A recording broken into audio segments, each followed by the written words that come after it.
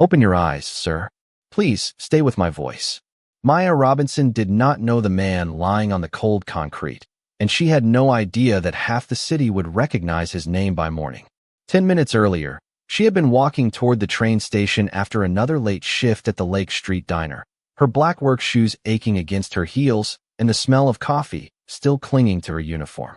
Chicago had turned bitter after midnight. Wind pushed between the buildings, carrying the metallic rattle of the elevated train and the distant hiss of tires on wet pavement. Maya pulled her coat tighter and checked the time on her phone. 11:47. If she kept moving, she could catch the last convenient connection home. Then she heard something from the narrow alley behind the Halstead Grand Hotel. A sharp metallic sound. Then silence. Maya stopped. People had warned her about alleys at night. Her grandmother had warned her more than anyone. Keep walking. Stay where the lights are. Do not make somebody else's trouble your own. Maya took 2 steps toward the station. Then she heard a weak, uneven breath. She turned around. The alley smelled of rain, brick, and exhaust. 20 feet inside, beneath the pale glow of a security light, a white man in an expensive dark overcoat lay beside a damaged phone. He looked to be in his late 50s.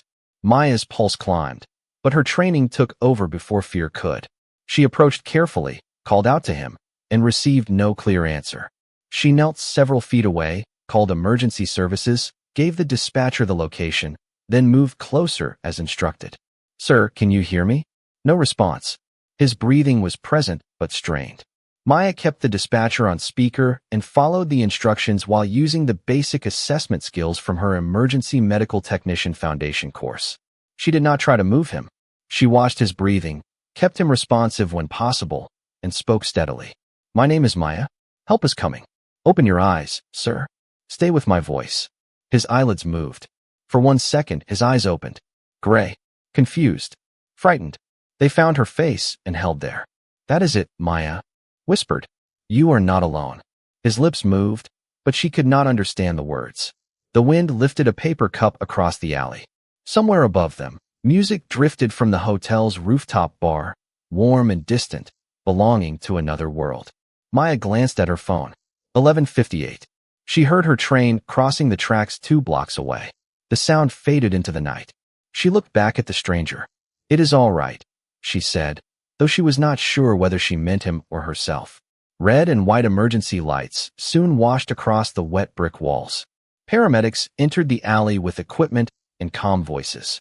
Maya answered their questions clearly. How long had he been there? She did not know. Had she seen him fall? No. Did he say anything? Nothing she could understand. One paramedic asked if she was family. "No," Maya said. "I was walking past." The paramedic looked at her for half a second, then nodded. As they prepared to leave, the stranger opened his eyes again. His gaze moved past the uniforms and equipment until it found Maya standing near the wall. She raised one hand slightly. "You are going to be okay, sir." The ambulance doors closed. Maya stood alone beneath the security light, listening as the siren disappeared into Chicago. Her phone showed 12:16. The easy route home was gone. She had $23 in her checking account, a morning class at 8, and another shift the following afternoon. She picked up her bag and started walking toward the night bus stop.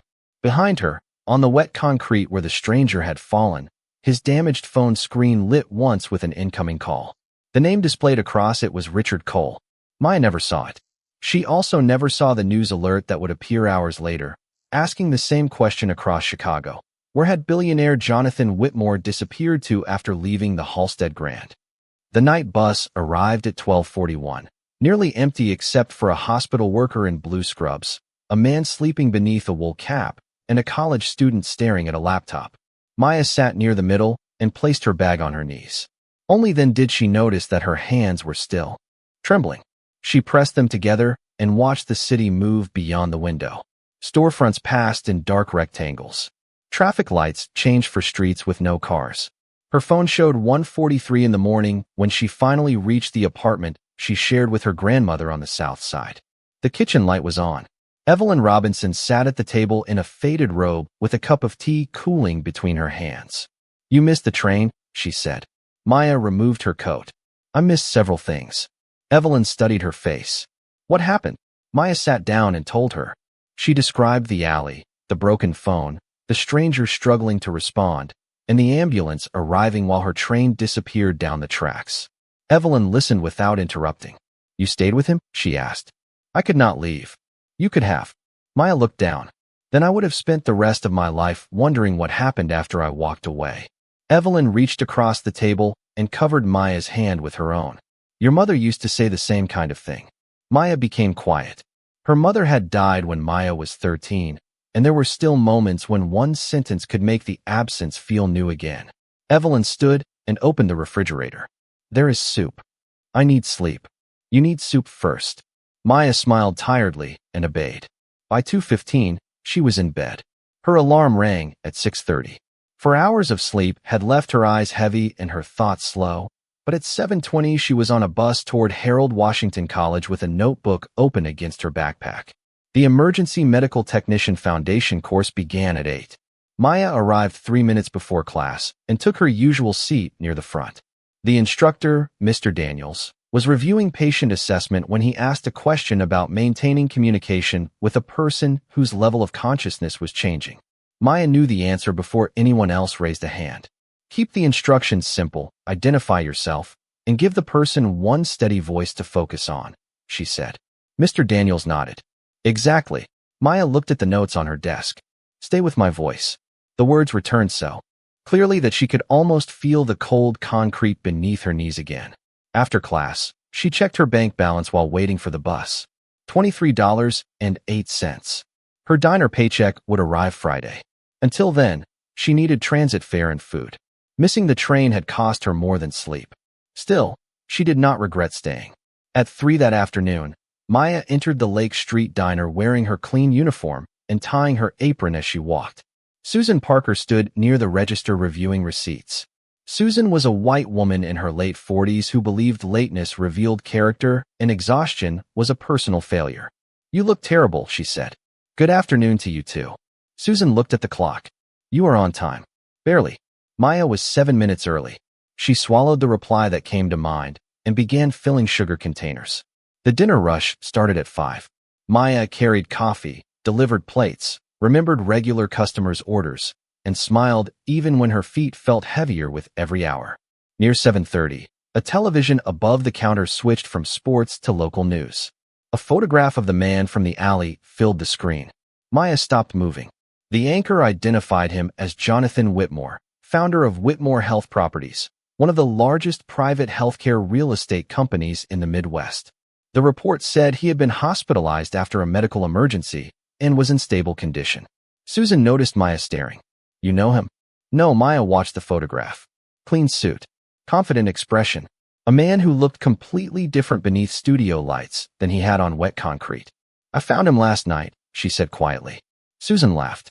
"Of course you did." Maya turned toward her. "I called the ambulance." Susan's smile disappeared when she realized Maya was serious. Before she could respond, Maya's phone vibrated inside her apron. She ignored it until her break, then stepped into the storage room and checked the screen. 3 missed calls from an unfamiliar number. A voicemail waited beneath them. Maya pressed play. A man's controlled voice filled the small room. "Miss Robinson, my name is Richard Cole. I represent Mr. Jonathan Whitmore. We need to speak with you about what happened in the alley last night." Maya listened twice. The message contained no thank you, no mention of Jonathan's condition. Only one final sentence that made the cold room feel even colder. "There are several details about Mr. Whitmore's belongings that we need you to clarify." Maya stood alone in the diner storage room, with Richard Cole's voicemail still open on her phone. "Several details about Mr. Whitmore's belongings." She understood the sentence immediately, even though he had carefully avoided saying what he meant. The first response from the billionaire's world was not gratitude. It was suspicion. Maya pressed the call button before anger could convince her to wait. Richard answered on the second ring. Richard Cole speaking. "This is Maya Robinson." A brief silence followed. "Miss Robinson, thank you for returning my call. You said you had questions about Mr. Whitmore's belongings." "Yes. I would prefer to discuss this in person." Maya looked through the small window in the storage room door. Susan was already watching the clock. "I am working until 11. I can send a car. You can ask your question now." Richard paused. His voice remained polite, but the warmth was missing. Mr. Whitmore was wearing a wristwatch when he attended a private dinner at the Halstead Grand. The watch was not among the personal effects received at the hospital. Maya closed her eyes for 1 second. Are you asking whether I took it? I am establishing a timeline. Then establish it without pretending you are asking something else. Silence. Maya could hear office sounds behind him, distant voices, and the closing of a door. Miss Robinson, the watch is extremely valuable. Then I hope you find it. You were alone with Mr. Whitmore before emergency services arrived. I was not alone. The emergency dispatcher was on the phone with me. Richard's tone shifted slightly. I understand. No, I do not think you do. Maya lowered her voice as footsteps passed outside the storage room. I missed my train. I got home after 1 in the morning. I slept 4 hours, went to class, and came to work. I did all of that because I stayed with a stranger who needed help. Now you are calling me about his jewelry. I am asking everyone who had contact with him. Then asked the hotel guests who were with him before he entered the alley. Richard did not answer. Maya continued. If you have another question about what I saw, ask it. If you are accusing me of something, say it clearly. I am not accusing you. Good. Then we are finished. Maya ended the call and stood still for several seconds. Her reflection in the metal shelving looked tired and smaller than she felt. When she returned to the dining room, Susan was waiting beside the coffee station. Your break ended 3 minutes ago. I was returning a call about the man I helped. Susan folded her arms. The billionaire? Yes. Maybe he is offering you a reward. Maya picked up a coffee pot. Not exactly. The rest of the shift passed beneath bright lights and the constant sound of dishes. At 11:15, Maya clocked out and checked her phone. No new messages. She told herself she was relieved. Across the city, Jonathan Whitmore opened his eyes in a private hospital room. The lights were dim, and the monitor beside him sounded at a steady rhythm. Richard sat near the window with a tablet in his hands. How long? Jonathan asked. His voice was weak. Richard stood immediately. You have been awake intermittently since early morning.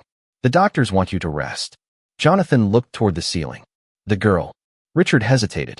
Maya Robinson, 19 years old, diner server, community college student. Jonathan turned his head. You found her? Yes. Did you thank her? Richard's silence answered the question. Jonathan studied him. What did you do? Your watch is missing. My watch. The platinum Whitmore anniversary piece. Security records show you wearing it during dinner. Jonathan frowned, trying to remember. And you questioned her? I asked for clarification. Richard. The single word carried more disappointment than anger. Before Richard could respond, his tablet sounded with an incoming message. He looked down. The hotel security director had sent newly recovered footage from a private conference room on the 27th floor. Richard opened the video. The timestamp showed 10:26 the previous night. Jonathan was seated at a long table with 6 executives. On the screen, he removed his watch, placed it beside a folder, and left the room 12 minutes later without it. Richard watched the footage twice. Jonathan saw the answer in his face. She did not take it. Richard lowered the tablet. No, Jonathan closed his eyes briefly. Then he spoke. You found a young black woman who stayed beside me when everyone else had gone home, and your first instinct was to ask what she stole. Richard looked toward the dark window. I made a mistake. Jonathan opened his eyes again. No, a mistake is forgetting an appointment. What you did came from somewhere. Richard said nothing. Neither did Jonathan. The monitor continued its steady rhythm between them. Across Chicago, Maya sat on the night bus with her EMT textbook open on her knees, trying to memorize assessment procedures while exhaustion blurred the words. She did not know that the missing watch had been found. She did not know Jonathan remembered her voice. And she did not know that before sunrise, Richard Cole would be standing inside the Lake Street Diner, waiting to apologize. At 6:45 the next morning, Richard Cole sat alone in a corner booth at the Lake Street Diner with a cup of coffee growing cold between his hands. He had arrived before sunrise, dressed in a dark overcoat that looked too formal beneath the diner's warm yellow lights. Susan Parker had asked twice whether he wanted breakfast. Both times, he said he was waiting for someone. At 7:12, Maya entered through the front door, carrying her EMT textbook beneath one arm. She had agreed to cover a short breakfast shift before class because another server had called in sick. The moment she saw Richard, she stopped. She recognized his voice before he stood. Miss Robinson. Maya looked toward Susan, who was watching from behind the register. You sent a car? Maya asked. Richard shook his head. You made it clear that would not be welcome. Good memory. He accepted the remark without protest. May I speak with you for 2 minutes? Maya checked the clock. I start in 3. Then I will use 2. She remained standing across from the booth. Richard placed his phone on the table and opened a still image from the hotel security footage. Jonathan sat in the conference room, his watch clearly visible beside a folder. The watch was found, Richard said. Mr. Whitmore left it upstairs before he went outside. Maya looked at the image, then at Richard. All right. I owe you an apology. Yes. Richard seemed surprised by the direct answer. Maya did not soften it for him. You called me after I helped save your employer's life, and before you thanked me, you wanted to know whether I stole from him. You are right. I know. The diner seemed unusually quiet around them. Richard folded his hands. There is no excuse for how I approached you. Maya studied his face. Then do not make one. Richard nodded. I am sorry, Miss Robinson. She believed he meant it.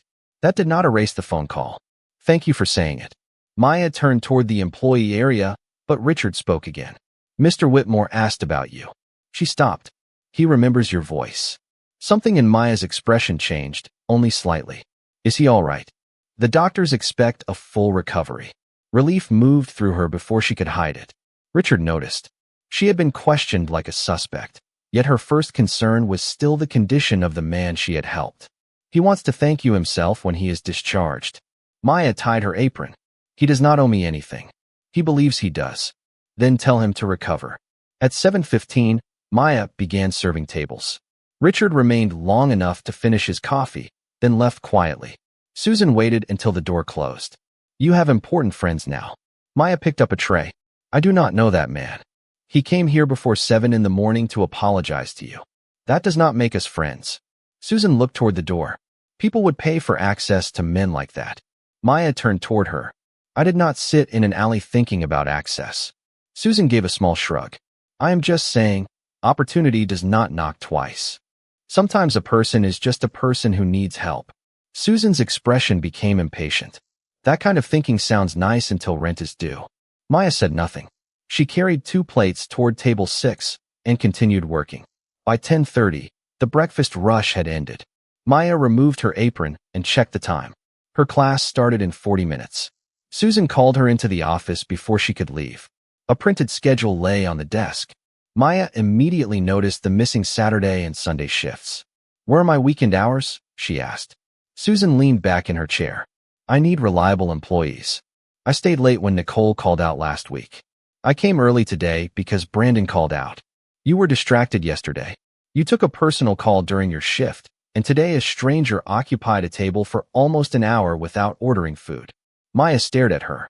Richard bought coffee. This is not about coffee. Then what is it about? Susan looked at the schedule. You have been tired, unfocused, and involved in something that is bringing unnecessary attention into my diner. Maya felt heat rise behind her eyes, but her voice remained level. I helped someone during my own time, and now wealthy men are appearing here asking for you. Maya heard what Susan was implying and refused to carry the shame Susan was trying to place on her. He came to apologize because he wrongly suspected me of stealing.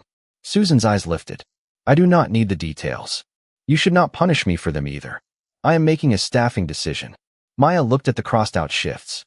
2 days of tips, tuition fees, transit money, groceries. The numbers formed instantly in her mind. When does this start? This weekend. Maya picked up her bag. I have class. Maya, do not make this harder than it needs to be. Maya stopped at the office door. I am not the one making it harder. Then she left. Outside, cold morning air moved between the buildings. Maya walked quickly toward the train station, her textbook pressed against her chest. Her phone vibrated. Richard had sent a short message. Mr. Whitmore asked me to tell you again that he remembers what you did. Maya stared at the screen, then put the phone away. Gratitude from a billionaire would not replace 2 lost shifts. She descended the station stairs as the train approached. What Maya did not know was that Richard had remained parked across the street long enough to see Susan remove her name from the weekend schedule, and for the first time since the alley, he began to understand that the cost of Maya's kindness had not ended when the ambulance doors closed. By the time Maya reached her EMT class, she had already calculated the damage. 2 weekend shifts meant nearly $300 between hourly pay and tips, sometimes more if the dinner crowd was generous. Her course fee was due in 9 days. She had saved most of it, but the missing shifts turned a narrow plan into an impossible one. Maya sat near the front of the classroom and opened her notebook while Mr. Daniels reviewed emergency communication procedures. She wrote every word, but her mind kept returning to the schedule on Susan's desk. During the break, she stood near a vending machine and checked her bank account. Then she checked it again, as if the number might change out of sympathy. It did not. 8:10, the front door opened, and Richard entered. Maya saw him immediately. This time, he did not sit down. He waited near the entrance until she finished delivering an order. "I only need 1 minute," he said. "You already used 2 this morning. Then I will try to be efficient." Maya glanced toward Susan, who was watching them from the register. "Go ahead." Richard lowered his voice. "I saw the schedule change." Maya's expression hardened. "That is between my manager and me. I know. I am not here to interfere." "Good. But I understand that my visit contributed to what happened." Maya held the empty coffee pot against her side. "Your visit did not cause this." Susan made a choice. Richard nodded. "That is fair." He removed an envelope from his coat pocket. "Mr. Whitmore wants to reimburse you for transportation, missed work, and any other expenses related to that night." Maya did not take it. "How much?" "That is not important." "Then it is too much." "Miss Robinson." "No." Richard looked surprised. "You have not even opened it." "I do not need to." "You lost income because you stayed with him." Maya's voice remained quiet. "I stayed because he needed help. I did not make an investment." Richard slowly lowered the envelope. "You are making this difficult." Maya looked directly at him. "I did not stay in that alley because I knew who he was. You should have remembered that before deciding who I was." The words landed between them. Richard's face changed. There was no defense this time. "You are right," he said. Maya nodded once. "I have tables." She walked away. Richard remained near the door for several seconds before leaving with the unopened envelope still in his hand. Across town, Jonathan sat near the window of his hospital room, wearing a robe beneath a warm blanket while a doctor reviewed discharge instructions. Richard arrived shortly after 9 and placed the envelope on the table. Jonathan looked at it. She refused. Immediately. "Why?" Richard sat down. "Because she does not want what happened in that alley turned into a transaction." Jonathan looked toward the city lights. "And the diner?" "Her manager removed 2 weekend shifts. I saw the schedule myself." Jonathan's expression tightened. "Because she helped me?" "The manager gave other reasons." "Do you believe them?" Richard was quiet. "No." Jonathan turned toward him. "Do not call the diner. Do not threaten anyone. Do not send money." Richard looked surprised. "Then what do you want me to do?" "Find out what she is trying to build before we decide what she needs." The next morning, Richard began with public information and the details Maya had already shared. Community college enrollment, EMT foundation courses, 2 years of diner work. No disciplinary record before that week. Then he found an application submitted 6 months earlier to the Chicago Emergency Access Fellowship, a paid training program funded by a nonprofit foundation connected to Whitmore Health Properties. Maya had met the listed academic requirements. Her instructor recommendation was strong. Yet her application had never reached the interview committee. Richard requested an internal audit of the screening process. By late afternoon, a preliminary pattern had emerged. Applicants from several low-income zip codes were being rejected at unusually high rates before human review. Maya was only one name among dozens. Richard called Jonathan. "We found something." Jonathan listened without interrupting. When Richard finished, the hospital room became quiet. "I spent years putting my name on buildings and programs," Jonathan said finally, "and I never asked who was being kept outside the door." That evening, Maya sat at the kitchen table studying patient assessment while Evelyn watched television in the next room. Her phone remained silent. No calls from Richard. No messages from Jonathan. Maya preferred it that way. She turned another page and continued studying, unaware that the opportunity she had lost months before was about to expose a problem much larger than 2 missing shifts. 3 days passed without a call from Richard or Jonathan, and Maya returned to the rhythm she understood best. Class in the morning. Bus rides with flashcards in her hands. Diner shifts beneath warm lights and the smell of coffee. Study sessions at the kitchen table after Evelyn went to bed. The missing weekend hours still waited like a hole in her budget, but Maya found 2 short shifts helping at a neighborhood grocery store and sold an old tablet she no longer used. It would be close, but she could pay the course fee. On Monday afternoon, Mr. Daniels asked her to stay after class. Maya immediately wondered whether she had missed an assignment. Instead, he closed his attendance folder and said, "Someone from the Chicago Emergency Access Fellowship contacted me." Maya became still. "Why?" "They are reviewing last year's applications. Mine was rejected." "I know. That is why the call was unusual." Mr. Daniels leaned against the desk. "They asked me to confirm the recommendation I submitted for you." Maya remembered filling out the fellowship application 6 months earlier. She had spent nights writing essays, collecting records, and checking every requirement. The rejection email had arrived less than 48 hours after the deadline. No interview. No explanation. She had assumed other applicants were stronger. "Did they say what happened?" she asked. "No. Only that an independent review is underway." Maya thought of Jonathan's company on the television screen, Whitmore Health Properties. Then she remembered the fellowship logo on the application website. A small line beneath it had read "Supported by the Whitmore Community Foundation." Her stomach tightened. "Did Mr. Whitmore tell them to review me?" Mr. Daniels shook his head. "They said they are reviewing multiple applicants."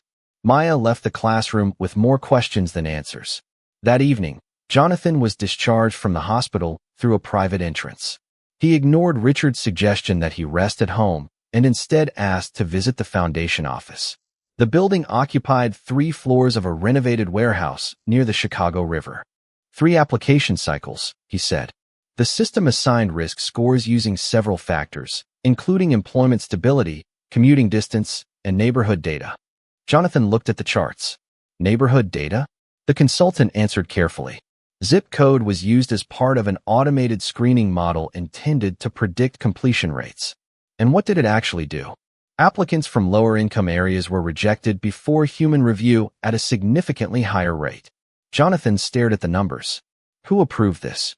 The model was recommended by an outside vendor and accepted by the former program director. Jonathan looked toward Richard. "And I signed the annual report saying this program expanded access." Richard did not answer. He did not need to. Jonathan sat down slowly. For years, he had believed prejudice announced itself with ugly words and obvious cruelty. The charts in front of him showed something quieter. A rule. A score. A clean computer screen deciding who deserved to be seen. "How many people?" he asked. "We are still determining that. Review every rejected application affected by the model." The consultant nodded. "We have already started. And no special treatment for Maya Robinson." Richard looked at him. Jonathan continued. "If she qualifies for an interview, she gets an interview. Nothing more. Nothing less." Later that night, Maya finished her diner shift and stepped outside into light snow. She walked toward the train station with her hands deep in her coat pockets. A black sedan was parked near the curb, but no one stepped out. Richard lowered the rear window. "Miss Robinson." Maya stopped several feet away. "Are you following me now?" "No. I was waiting." "That is not much better." Richard accepted the correction. "I wanted to tell you something before you heard it from someone else. The fellowship program is under review." Maya's face gave nothing away. "I heard. Your application was screened out by a system that may have treated applicants from certain neighborhoods unfairly."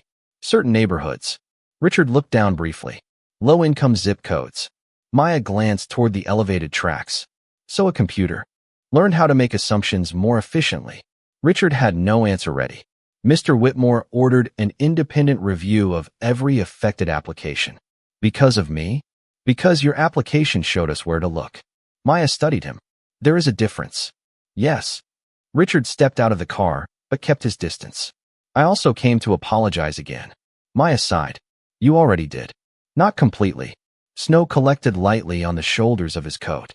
"I thought I was protecting Jonathan. I told myself I was being careful. But when I saw you, I decided what kind of person you might be before I knew anything about you." Maya was quiet. Richard continued. "You saved his life, and I made you defend your character. I am sorry." This time, Maya heard no polished language and no corporate caution. "Thank you," she said. Richard nodded. "The review committee may contact you. If they do, I will answer. Jonathan would like to meet you when you are ready." Maya looked toward the approaching train lights in the distance. I am not ready. I will tell him. Richard returned to the car. Maya continued toward the station. She did not feel victorious. The snow melted against her cheeks as quickly as it landed. Somewhere behind office windows, people were finally examining a system that had rejected her without ever meeting her. But Maya knew something they were only beginning to understand. Being allowed back to the door was not the same as being invited through it. And if that door opened again, she intended to walk in on her own feet. The call came 4 days later while Maya was carrying 2 plates of pancakes toward a corner booth. Her phone vibrated inside her apron, but she ignored it until her break. When she finally checked the voicemail, a woman introduced herself as Dr. Elena Morris, chair of the Independent Review Committee for the Chicago Emergency Access Fellowship. Maya listened twice before calling back. Miss Robinson, Dr. Morris said, your original application has been restored to consideration. Based on the qualifications you submitted 6 months ago, the committee would like to invite you to an interview. Maya leaned against the cool brick wall behind the diner. Is Mr. Whitmore on the committee? No. Is anyone from his company making the decision? No. The interview panel is independent. Maya released a breath. Then yes, I would like to interview. The meeting was scheduled for Friday morning. Maya spent the next 3 nights preparing after work, practicing questions with Mr. Daniels and reading about emergency access programs until the words blurred on the page. On Friday, she arrived 20 minutes early wearing a navy blazer borrowed from a classmate. The interview lasted 48 minutes. No one asked about the alley. No one mentioned Jonathan. They asked why she wanted emergency medical training, how she handled stress, and what she believed prevented people in underserved neighborhoods from receiving timely care. Maya answered from experience rather than theory. She spoke about transportation gaps, fear of medical bills, limited clinic hours, and the difference between having services available and making them reachable. When the interview ended, Dr. Morris thanked her and said decisions would be announced within 2 weeks. Maya left without knowing whether she had succeeded. She preferred that uncertainty to a guaranteed favor. That evening, she returned to the diner for her shift. At 7:15, the front door opened and conversation near the entrance softened. Jonathan Whitmore stepped inside alone. No security team. No Richard. No expensive announcement. He wore a charcoal coat and moved carefully, still recovering, but his eyes were clear. Maya recognized him immediately. Susan recognized him from television and hurried toward the door. Mr. Whitmore, welcome. We can prepare a private table. Jonathan looked past her. Thank you, but I came to see Miss Robinson. Every face near the counter turned toward Maya. She set down the coffee pot in her hand. Jonathan approached slowly. Hello, Maya. It was the first time he had used her name. Hello, sir. Jonathan is fine. Maya gave him a small smile. We can work toward that. He smiled too. Fair enough. Susan gestured toward a booth, but Jonathan looked at Maya. Do you have a break? Maya checked the clock. In 12 minutes. I can wait. He sat in an ordinary booth and ordered coffee. Exactly 12 minutes later, Maya joined him. For a moment, neither spoke. Jonathan looked down at his hands. I remember your voice before I remember the ambulance. Maya waited. I remember being afraid, he continued. Then I heard you telling me I was not alone. You were not. Jonathan nodded. I came to thank you. You are welcome. The simplicity of her answer seemed to surprise him. He reached inside his coat and placed a folded document on the table. This is not a check. Maya did not touch it. What is it? A summary of the changes being made to the fellowship screening process. The automated model has been suspended. Every affected application from the last 3 cycles is being independently reviewed. Maya looked at the document. How many? More than 200 applications require another look. Her expression changed. 200. Possibly more. Jonathan's voice lowered. I funded a program that claimed to create access while its own system quietly narrowed the door. I did not know. Maya met his eyes. Not knowing does not make the damage disappear. No, he accepted the words without resistance. It does not. Then why are you telling me? Because I want you to know this is bigger than your application, and because you deserve transparency before anyone asks you to trust the program again. Maya studied him for several seconds. I had my interview this morning. I know only that interviews are happening. I do not know how yours went, and I will not ask the committee. Good. Jonathan almost smiled. Richard warned me you might say that. Maya looked through the diner window at people moving along the sidewalk outside. What do you want from me, Mr. Whitmore? Nothing. Men with your kind of money usually want something. Usually. Jonathan looked down at his coffee. But nearly losing everything changes the value of some things. Maya remained quiet. Jonathan continued. I spent years believing that if I donated enough money, built enough clinics, and funded enough programs, I understood the people those programs were supposed to serve. I was wrong. You are still learning. Yes. Maya glanced toward the clock. Her break was nearly over. Jonathan stood when she did. One question before you go. What? If the committee offers you a place, will you take it? Maya considered the question. If I earned it. Jonathan nodded.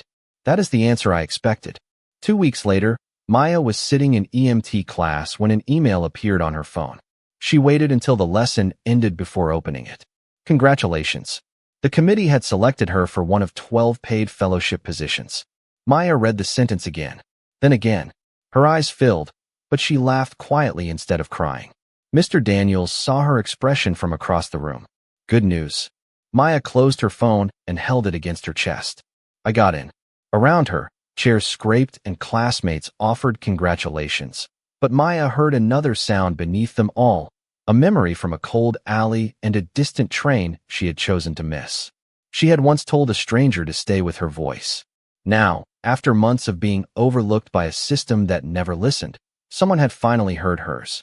The fellowship began 6 weeks later on a cold Monday morning, and Maya arrived before sunrise with a new identification badge clipped to her Navy training jacket.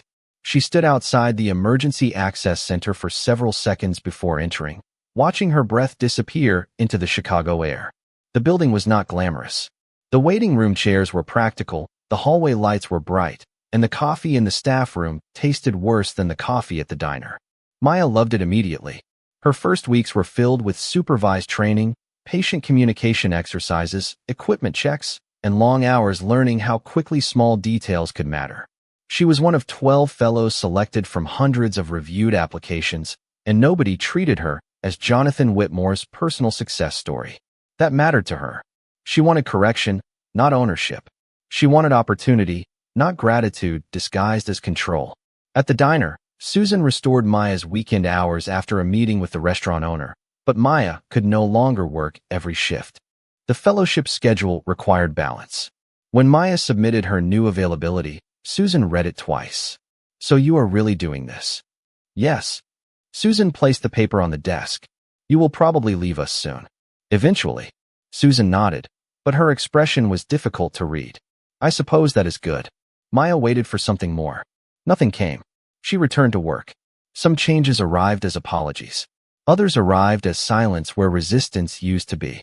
Across the city, Jonathan attended a public meeting of the Whitmore Community Foundation. For the first time, he did not stand before cameras and announce another donation. He spoke about failure. He acknowledged that a program carrying his foundation's support had used a screening system that unfairly excluded qualified applicants from low-income neighborhoods. He announced independent oversight, annual public reporting, and a permanent applicant appeals process. Richard stood near the back of the room listening. Afterward, a reporter asked Jonathan whether he had made the changes because one young woman saved his life. Jonathan answered carefully. She showed us where to look. The evidence showed us what had to change. That evening, Richard visited the Emergency Access Center and found Maya organizing training materials in a classroom. He stopped at the doorway. I heard you completed your first assessment exam. Maya looked up. Who told you? Jonathan. Who told him? The program director. Maya narrowed her eyes. Richard raised both hands slightly. Only the score. Nothing private. And what was the score? 96%. Maya smiled despite herself. 97. Richard nodded. I will correct the billionaire. Maya returned to arranging folders. Richard remained near the doorway. I wanted to say something. You have been doing a lot of that lately. I deserve that. Maya looked at him. Richard took a breath. I used to believe prejudice was always intentional. Something a person chose openly. I understand now that sometimes it hides inside the decisions we call caution. Maya was quiet. When I called you about the watch, I thought I was being responsible, he continued. I never asked why responsibility looked like suspicion when I was speaking to you. Maya placed the final folder on the table. What do you want me to say? Nothing. I am not apologizing to receive forgiveness. She studied him for a moment. Good. Because forgiveness is not a receipt. Richard almost smiled. Jonathan said you would say something like that. Jonathan is becoming annoying. He has always been annoying. You are simply getting to know him. Maya laughed softly, and some of the weight between them finally loosened. 3 months later, the independent review was complete. Dozens of previously rejected applicants were offered new interviews, and several were admitted into future fellowship groups. Not everyone received a place. Maya respected that. Fairness did not mean everyone won. It meant everyone was seen before a decision was made. On a Friday afternoon, Jonathan visited the center without reporters. Maya found him standing near a hallway window overlooking the river. You look better than the last time I found you, she said. That is a low standard. Still counts. He smiled. Then his expression became serious. I never properly asked what you lost that night. Maya leaned against the wall. A train.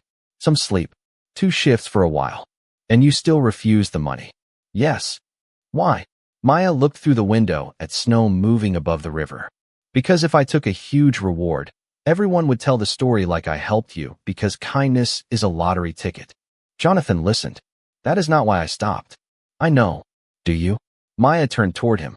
If you had been a janitor, a teacher, unemployed, or someone who could never remember my name, I still would have stayed. Jonathan lowered his eyes for a moment. That is the part one I'm trying to learn from. Maya looked toward the training room where another group of fellows was practicing patient communication.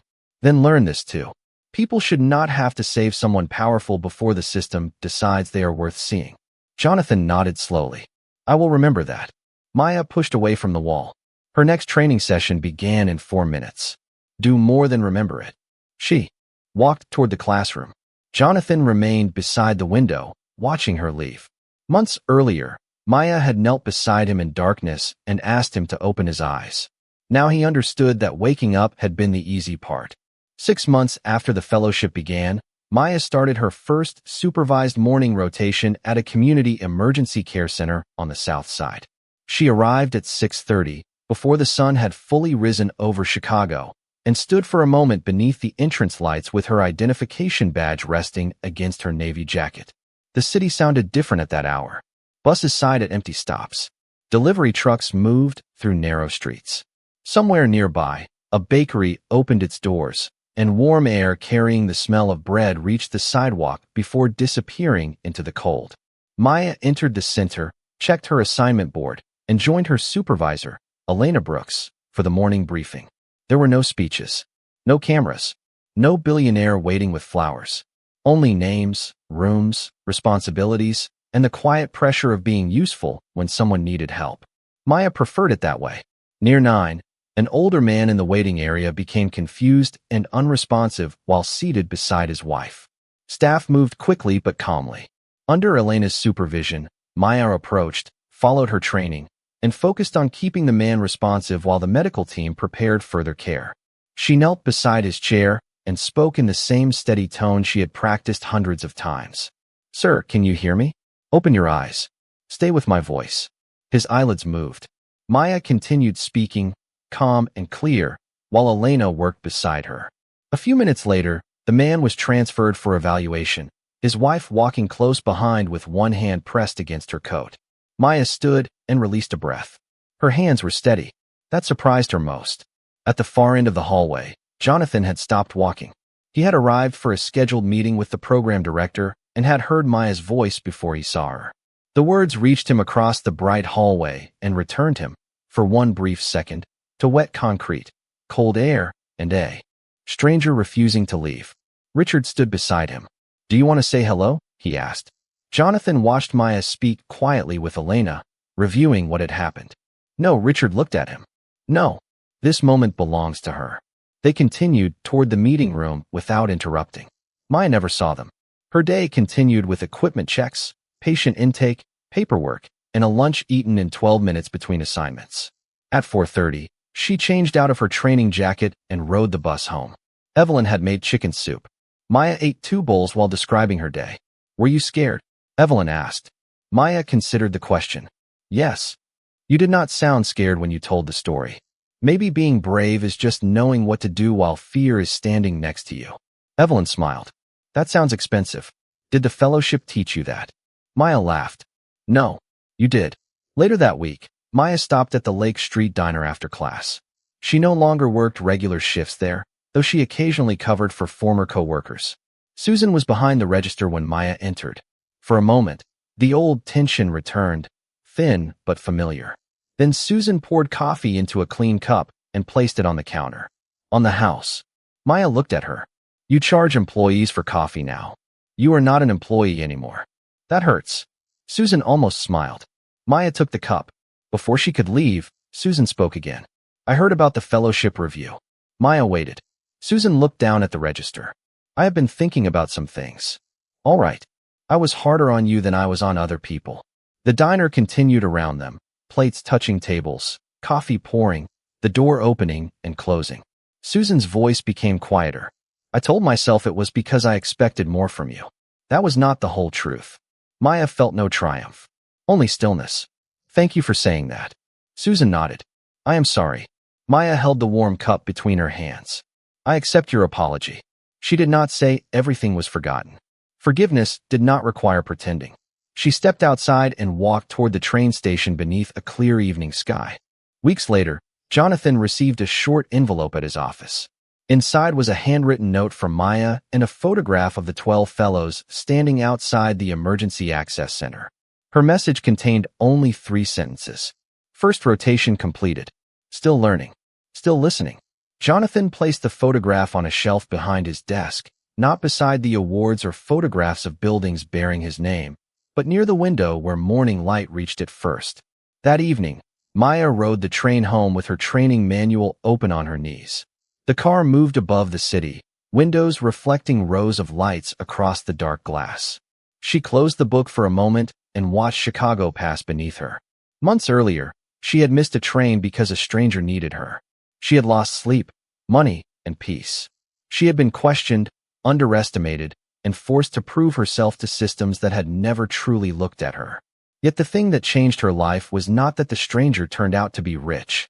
It was that kindness revealed what power had failed to see. The train slowed at her stop. Maya stood, adjusted the strap of her bag, and stepped onto the platform. Cold air moved around her. Far below, traffic continued through the city. She walked toward home beneath the station lights, carrying no reward in her hands, only the life she had earned the chance to build. Somewhere across Chicago, a man who once believed money could open every door finally understood that the most important door in his life had been opened by a young woman who expected nothing in return. And Maya, unaware that anyone was thinking about her, kept walking into the morning she had chosen for herself.